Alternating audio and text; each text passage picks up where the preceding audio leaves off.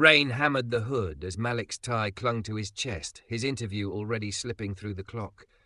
The stranded car's engine roared to life under his trembling hands, just as the woman inside met his eyes, curves and power wrapped in panic.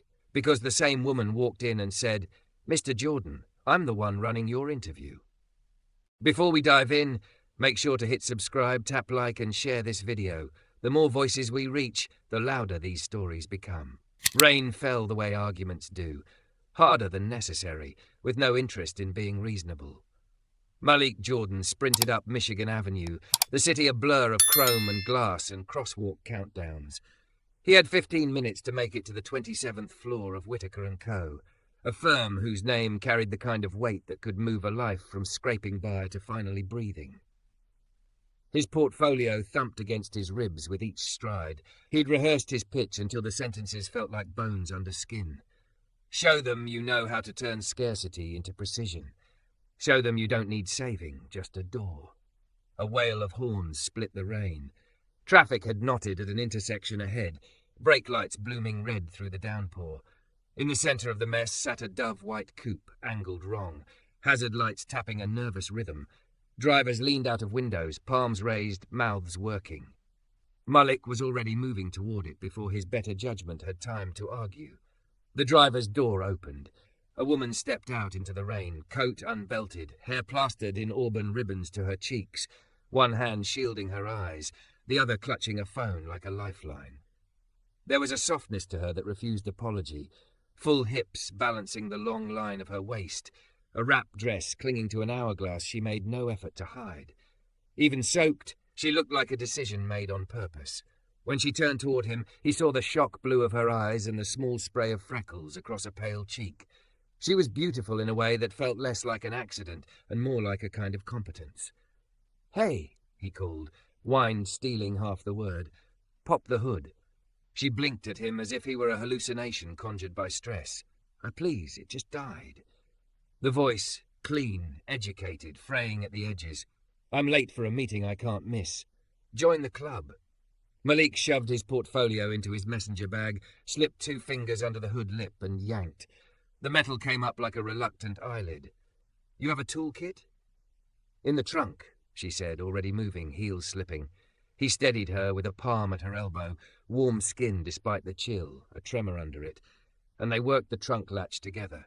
The plastic case felt like a toy in his hands, but he'd done more with less.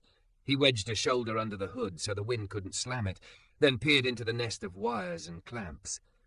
"Battery terminal's loose," he shouted over the rain. "Easy fix if the clamp isn't stripped." "What does stripped mean?" "Not today," he said, and flashed her a grin that surprised him with its own hope. She leaned close, holding her phone flashlight so steady he could feel the focus in her breath. Horns cried. A delivery truck idled inches from his hip, heat-puffing, diesel breath loud. He tightened the clamp, fingers numb, cuff soaking black with grease. He tried not to think about the elevator clock upstairs, the panel of faces waiting to see if the kid from Bronzeville had the polish to sit in their rooms. He tightened again. "Try it."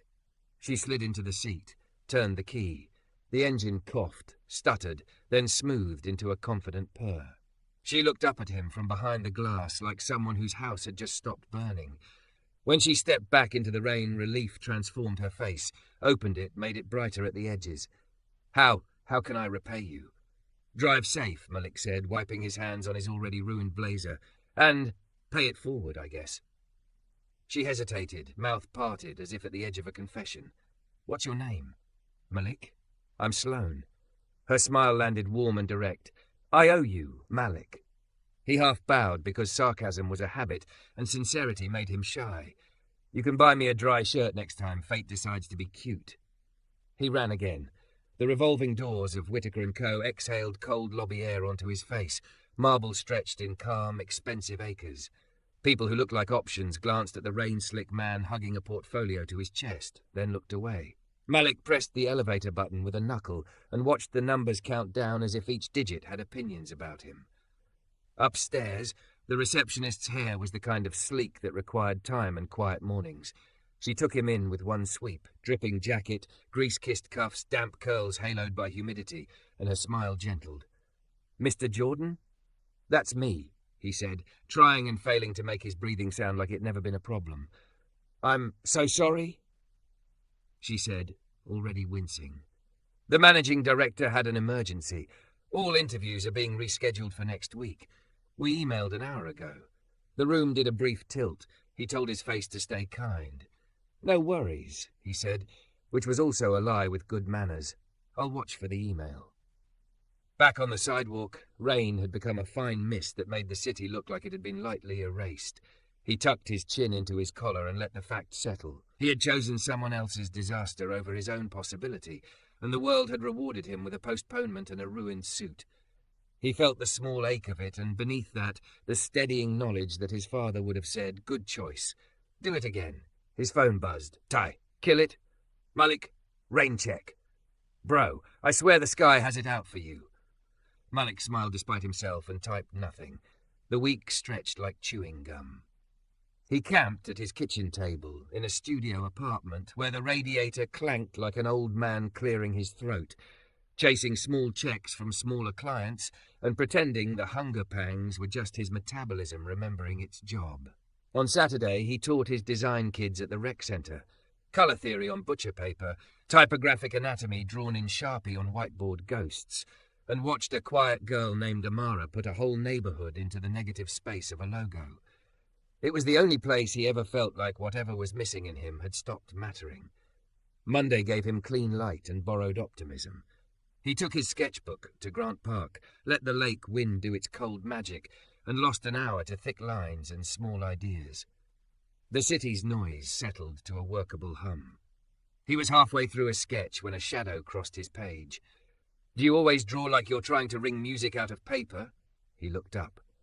Sloane stood there in a cream sweater and pencil skirt, coat open over curves that made passers-by stumble.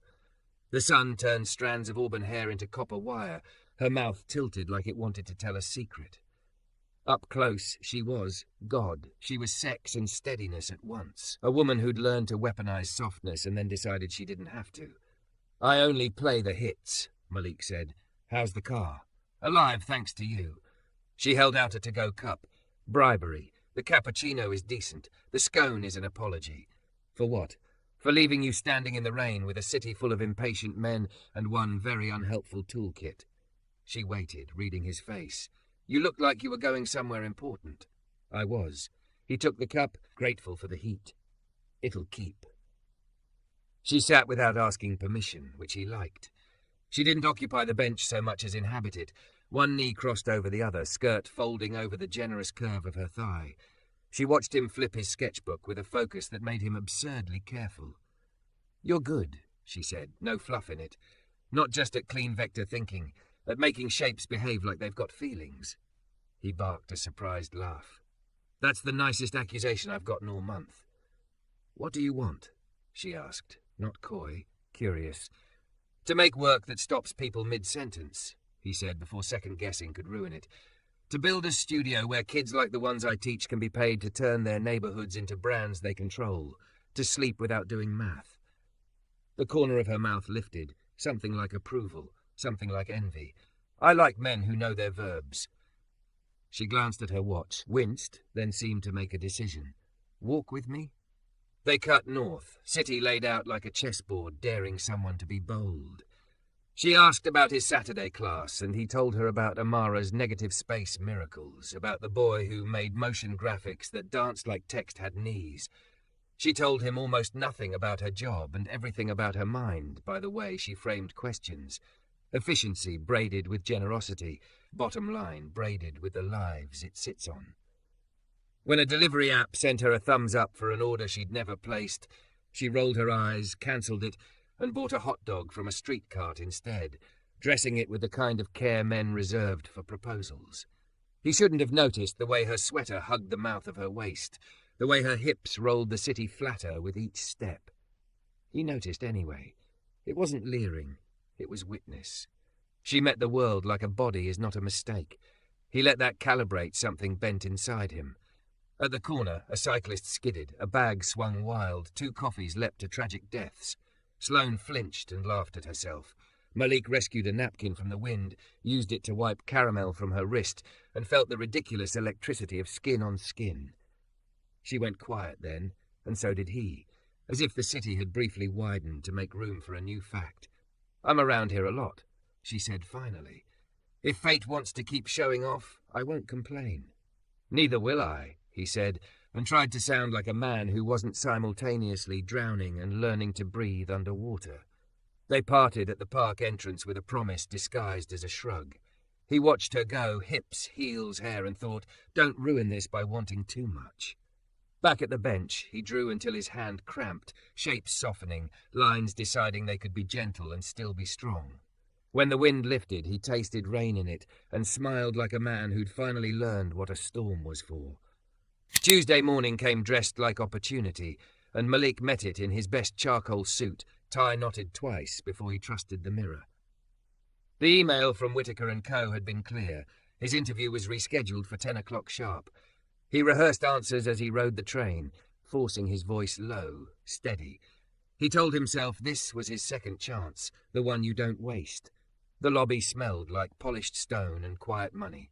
A receptionist in a navy blazer checked his name against a list and directed him to a glass-walled conference room on the 15th floor. Malik walked in, placed his portfolio on the table, and breathed. The skyline pressed against the windows, tall and certain. He smoothed his cuffs, braced himself for three partners with unreadable expressions. The door opened.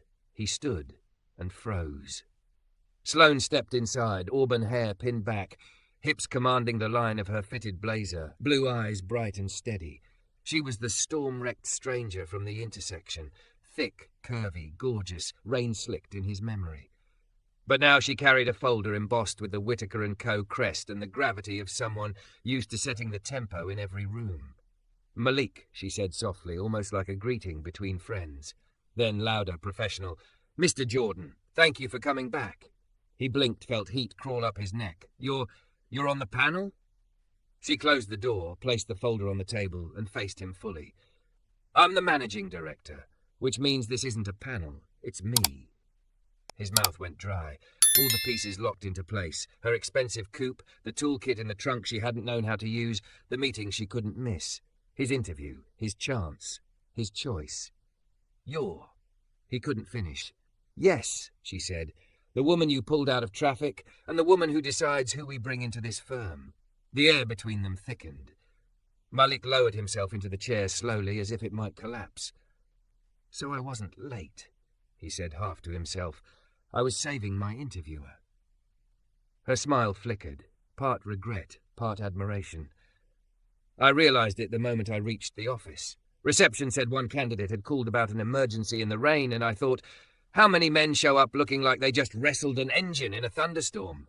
Then I saw your name on the reschedule list." He laughed once, sharp. "And here I was thinking I'd tanked the one shot I had." "You didn't tank it," she said, pulling out a chair across from him. "You revealed yourself, and I think that matters more." He studied her, the curve of her shoulders under the blazer, the confidence in her posture, the way she spoke like someone used to being obeyed but not unwilling to listen. She was the kind of woman who could bend a boardroom by breathing, and he'd met her under a car hood, rain dripping off his chin. "So this is the part where you tell me you're impressed?" he asked, a little bitter, a little hopeful. "This is the part where I tell you I want to work with people whose instincts are right when no one is watching." Her voice was calm, sure. Anyone can polish a portfolio.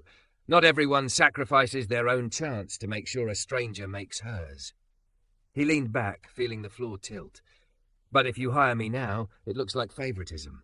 I mean, imagine the headline, 'CEO hires the guy who fixed her car.'" "I've thought of that," she admitted, eyes narrowing, "and it's why I didn't call HR to fast-track you into a permanent role. Instead, I want you contracted on a campaign we're about to launch. No strings. No nepotism. Your work will pass through blind review with the client committee. If it's chosen, it's because you earned it. And if you fail..." "I fail on my own," he finished, heartbeat loud. "Exactly." She tilted her head. "I'll even recuse myself from every decision tied to your name. That way it's clean." Malik looked at the folder she'd brought.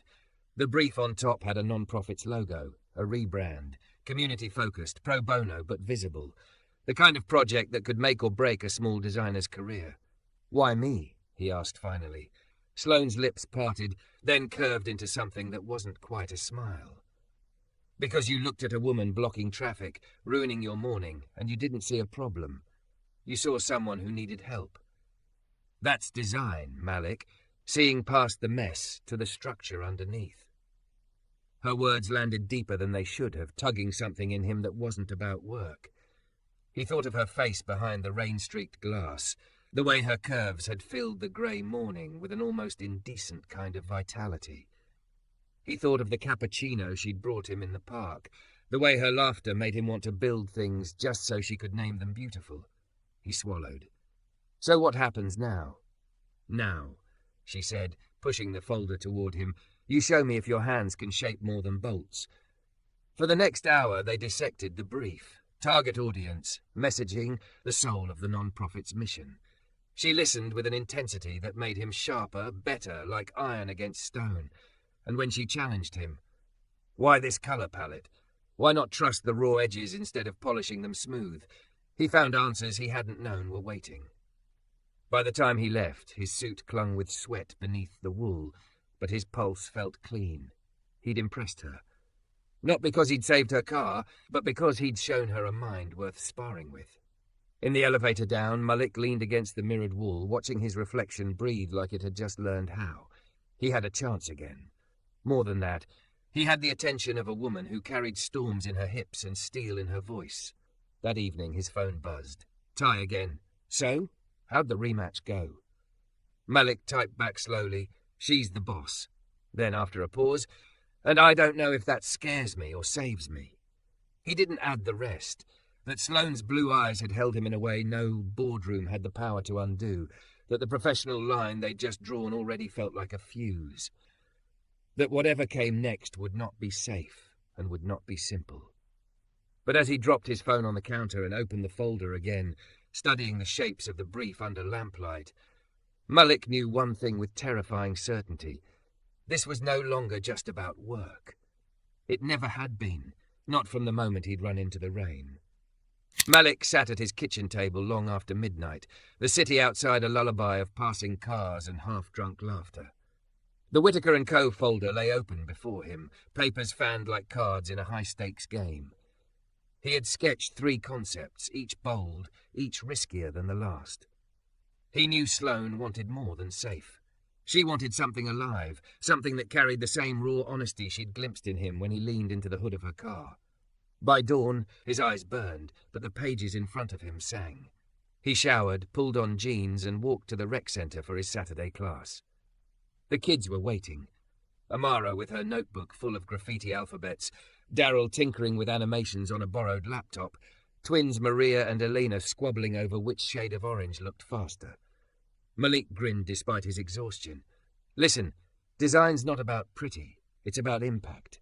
If your flyer makes someone stop, if your logo makes someone proud, that's power. Don't play small with it."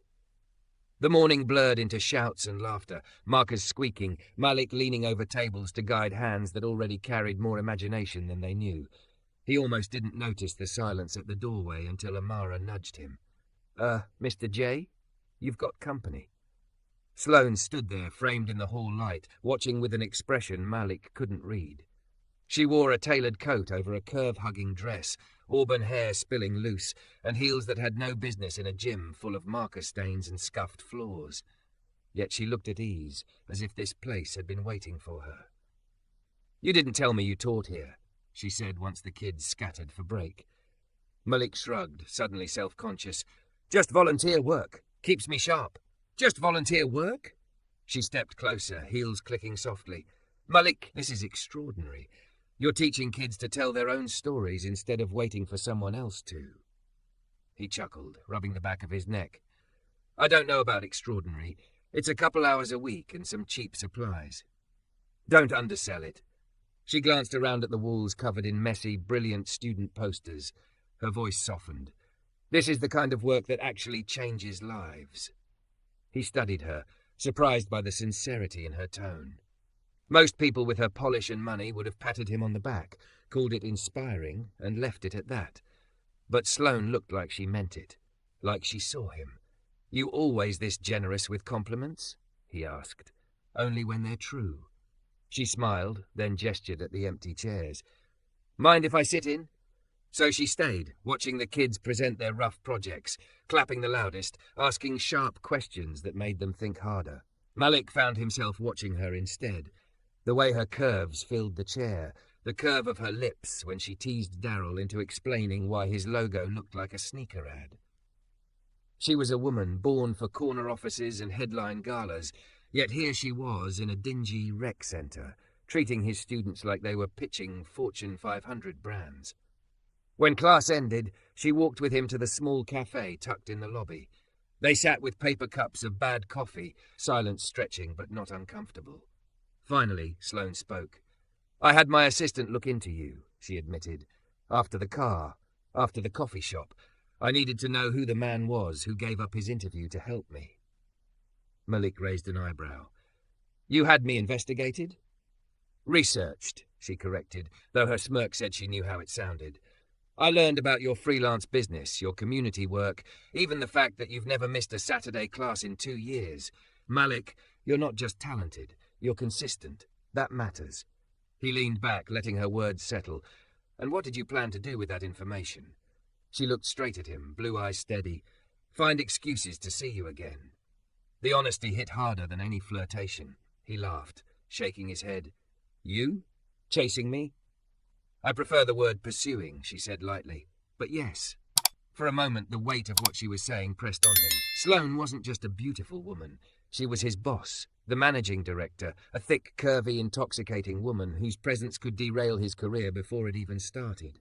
"You know how this looks," he said quietly. "I know," she replied, "and I don't care." Her words landed between them like a dare. Malik stared into his cup, then back at her. "People will talk. They'll say I'm using you, or that you're slumming," she finished, tone sharp. "Let them. I know what I see." He exhaled, half a laugh, half disbelief. "You're dangerous." "You like dangerous," she countered, and her smile made his pulse stumble. That night, Malik lay awake replaying every glance, every word. He thought about the students who looked up to him, about the fragile thread of credibility he'd worked years to weave. But he also thought about Sloane's hand brushing his on the cafe table, the spark that shot through him, the way she'd said she didn't care. Tuesday came heavy with rain again. Malik was back at his favourite coffee shop, laptop open, sketches spread like a battlefield. He was broke, again. A major client had just pulled out, citing budget issues, which meant 40% of his monthly income had evaporated in one phone call. He rubbed his temples, staring at the numbers that didn't add up. A commotion at the counter drew his attention. Sloane, of course. Dressed in a cream blouse tucked into a pencil skirt, hips swaying like gravity was her accessory. She was arguing with a delivery driver about a mix-up with her lunch order. "I'm sorry, ma'am," the man said, shrugging. "Not my problem. Call the restaurant." Sloane's jaw tightened, and Malik could see the strain, the day's weight pressing. He stood, walked over. "Everything okay?" Her face softened when she saw him. "Wrong order. And I've got a client presentation in 40 minutes. I haven't eaten since yesterday." "There's a deli across the street," Malik offered without thinking. "I'll grab you something." "You'd do that?" Her voice carried relief. "Yeah," he smiled. "Just don't expect me to know your sauce preferences." 20 minutes later, he was back with a sandwich and coffee. She ate like someone who hadn't had time to breathe all day, while Malik helped organize her notes. Financial projections, market strategies, the kind of documents that screamed boardroom wars. He whistled low. "You're running something big." "The biggest of my career," she admitted, looking at him over the rim of her cup. "And I'm starting to think you're my good luck charm." Malik chuckled, though his chest ached. He'd just spent his last $20 making sure she had food in her stomach. Tonight, he'd be eating instant noodles. But watching her smile, gratitude softening her features, it felt like a trade he'd make again. When she left, brushing his shoulder on the way out, Malik sank into his chair. He knew he was in trouble. Not because of the money, not because of the risk, but because he couldn't stop replaying the way she looked at him. Like he mattered in her world of skyscrapers and glass towers, and for the first time in a long time, he believed he might. The email hit Malik's inbox at 6:12 a.m. Subject line sterile as a hospital wall. Whittaker & Co. statement. He tapped it open with sleep still clinging to his eyes and felt the bed tilt. Due to recent online speculation regarding managing director Sloane Whittaker and a Chicago-based designer, the firm is instituting an immediate ethics review. He didn't finish it. His phone lit again. Ty, 3 missed calls, 5 texts. Bro, pick up. Tell me this ain't about you. I'm outside. Pants optional, but open the door. By the time Malik yanked on sweats and let Ty in, the morning had grown claws. A gossip site had stitched 2 photos side by side. Sloane at a gala, Malik at the rec centre. A caption dripped insinuation, stormy meet cute, managing director's mystery muse lands big contract. The article was bloodless in that mean way, no accusations, just enough questions to feel like a verdict. Ty slapped his phone down on the counter. It's trending. Malik stared at the grainy embed of himself showing Amara how to kern type on a donated laptop, the image cropped tight to look like something else. I can fix a battery with a wrench, he said, voice flat. Can't fix this. Not alone, Ty said, softer now. What do you need me to be today? Firewall? Comic relief? Both? Malik tried to smile and couldn't. He texted Sloane instead. You okay? The typing dots came and went like a heartbeat. Meet me. Rooftop, 10. By 9, the story had multiplied. Think pieces, subtweets, a radio host purring ethics like it was a punchline. The rec centre director called with a voice that had apologies spilled all over it. Malik, I'm so sorry. We just got 3 emails asking if we're letting corporate interests in through the back door. Can you take a week, just a week, off, till we get our arms around messaging? He swallowed the first answer, which tasted like anger. You trusted me last week. We still do, but perception becomes policy, he said, finishing for her.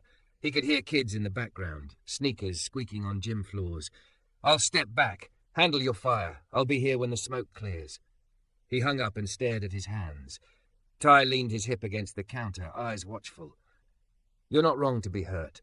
I don't have time to be hurt, Malik said. I have to be ready. The rooftop at Whittaker & Co. was a rectangle of concrete fenced by glass. The city spread at their feet like a map they'd misread. Wind worried the edges of Malik's jacket. Sloane stood with her back to him, hair pulled into a decisive knot, coat open over a black dress that traced her as if worship were utility. She didn't turn until he was close enough to feel the chill leap off the railing.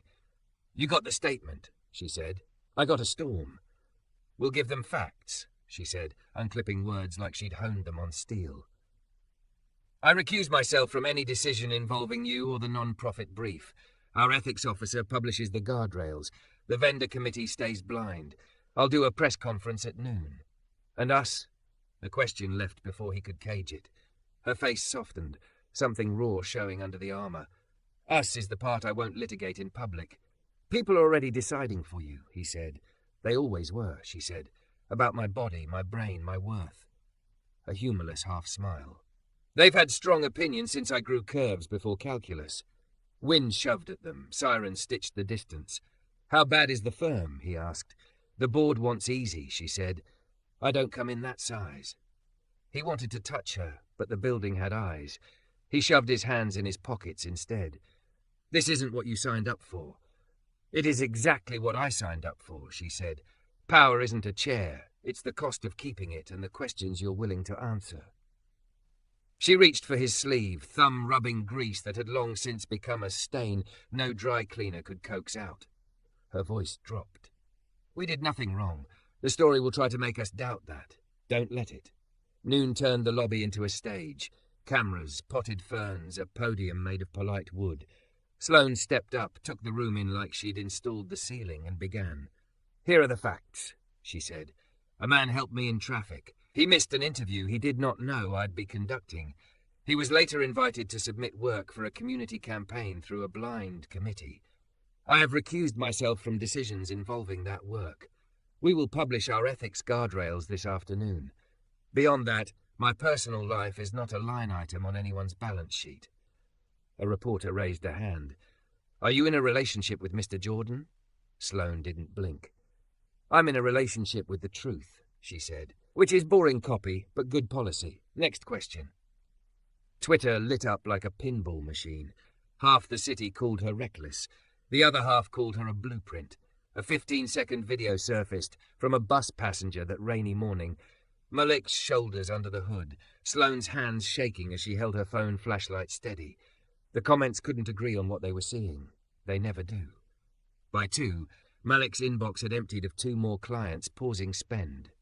By 3, Ty texted a screenshot of a thread where strangers debated whether Malik looked like a guy who dates up. He muted his phone, put on music, and drew until the pounding in his skull turned into shapes that made a weird kind of sense. If the world insisted on a narrative, he would give them one worth choking on. Bold, local, true. At 5, his door buzzed. He opened it to find Amara on the stoop, backpack slung low, cheeks pink from February.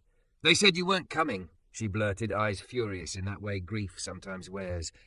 "So I came here." He stepped aside. "You could have texted."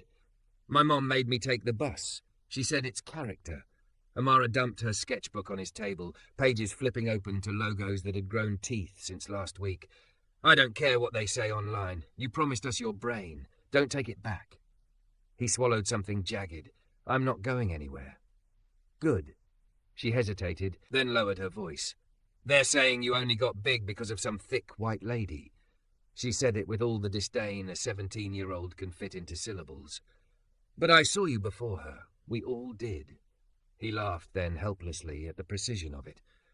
"She would like your adjectives," he said. "She likes accuracy." Amara smirked. "Then tell her I said thanks for the money." She dug in her bag and produced a flyer. "The non-profit's doing a call for youth submissions. It's your brief, right? I want in." He blinked at the echo of hope. "It's our brief," he said, and meant it. The board called Sloane back at dusk. She stopped by Malik's place after. No press, no driver, just a woman on a stoop in a dress that redefined black and a coat that had swallowed enough weather to count as armor. Inside, she kicked off her heels with a sigh that belonged in someone's arms and pressed her bare feet to his old hardwood as if claiming ground. "How bad?" he asked.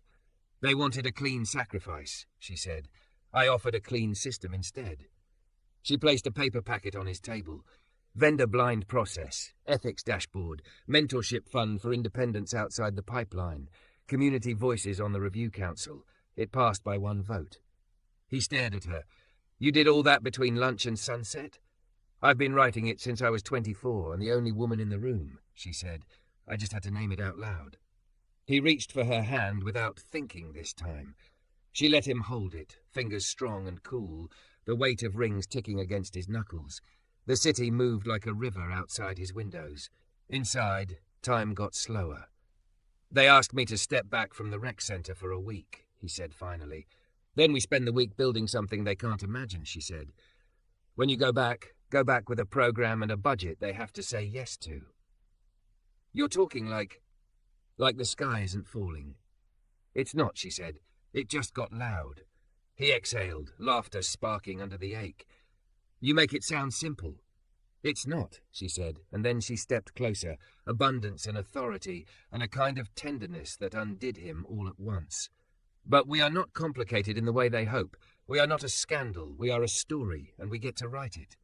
He thought of the bus video, the way strangers had tried to caption him. He thought of Amara storming across the city with a backpack and a demand.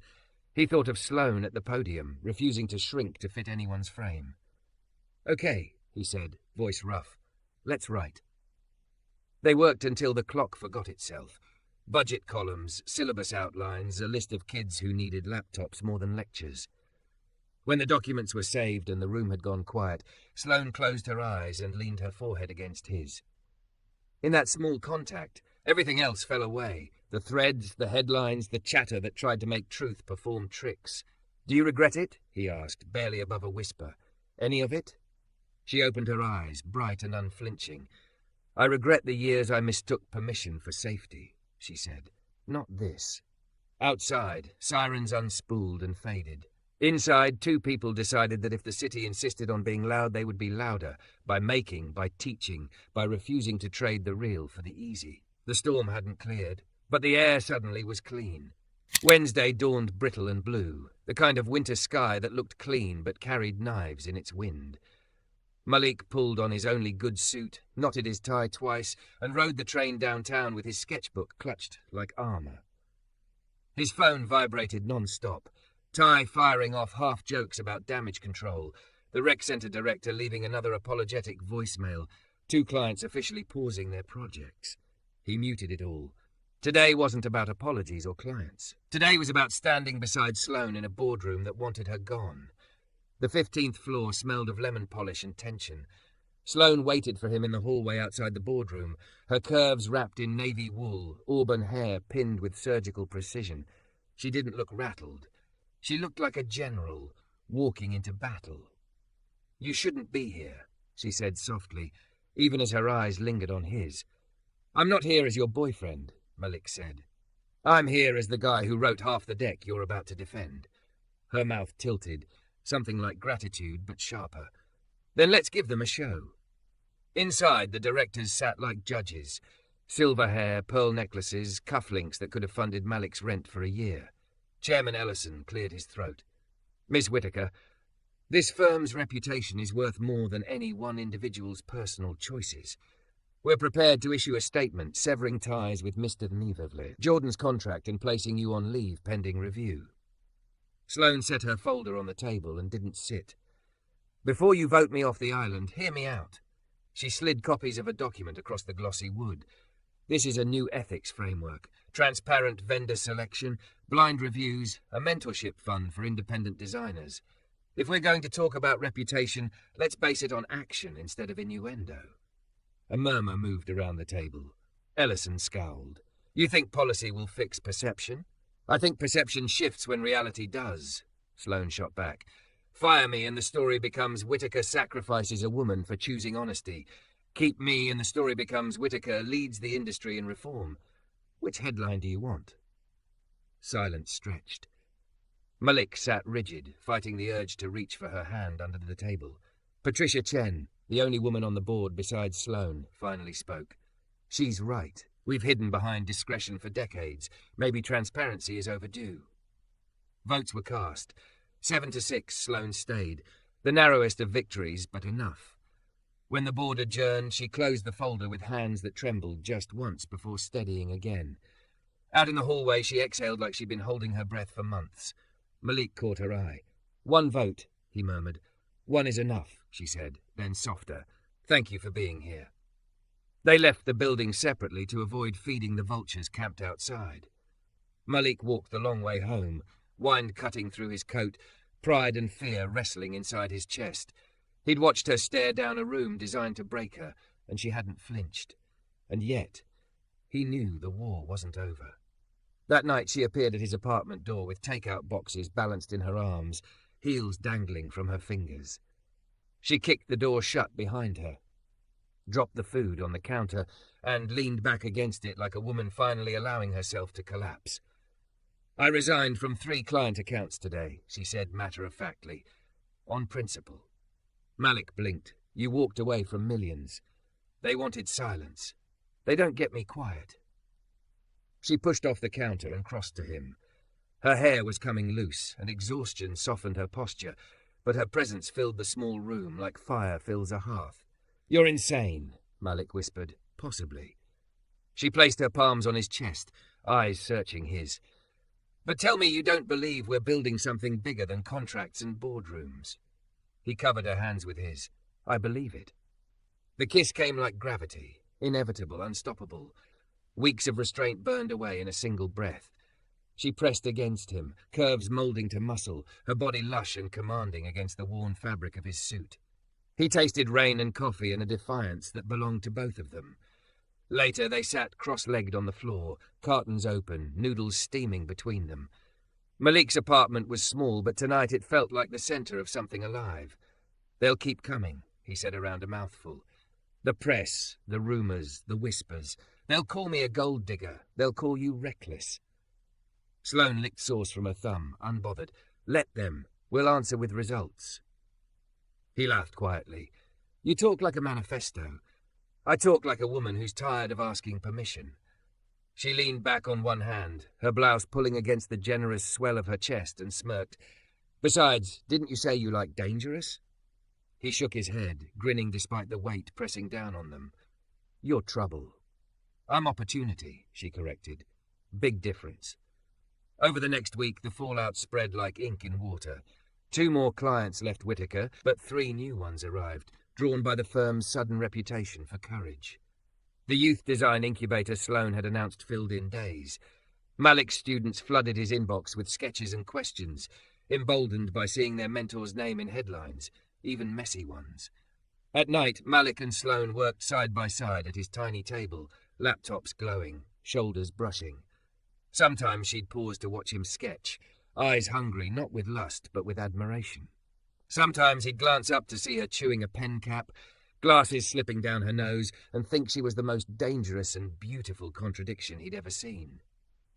One evening, Amara stopped by with her sketchbook, cheeks flushed. "I want to submit for the incubator," she said, thrusting pages forward. Her logo was rough but bold, the kind of design that demanded attention. Sloane flipped through the sketches, nodding slowly. "This is good. Raw, but powerful.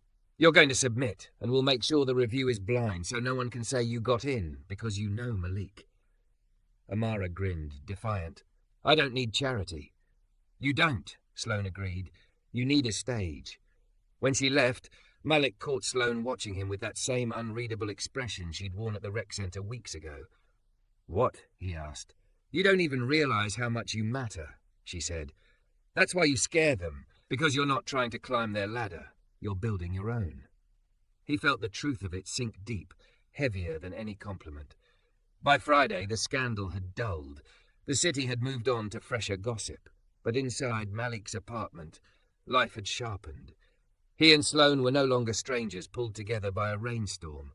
They were partners, 2 stubborn souls choosing to be louder than the stories written about them. That night, as they lay tangled in his sheets, the glow of the street lamp painting her skin bronze, Sloane whispered into the dark, "Do you regret any of it?"